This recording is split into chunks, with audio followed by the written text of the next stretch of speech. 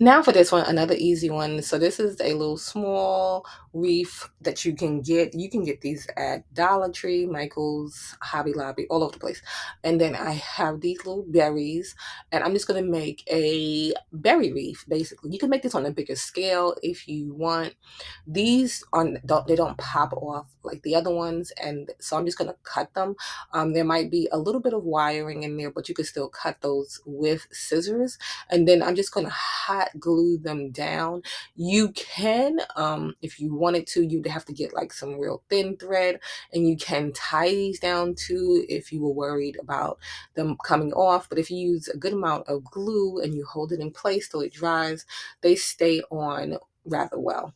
And then I'm just doing mine in bunches. You can do yours all the same color, but I am alternating the colors that I am using. And then this is how it came out. It is so pretty. The gold just pops, and they kind of go together and still have that same boho vibe. So these are two easy wreaths that you can do. And a lot of the items you can get from the Dollar Tree, except of course for the macrame cord, but you can do that in like nautical rope if you wanted to. But this is just two easy, fun wreath projects that you can customize to go along with your personal home decor style.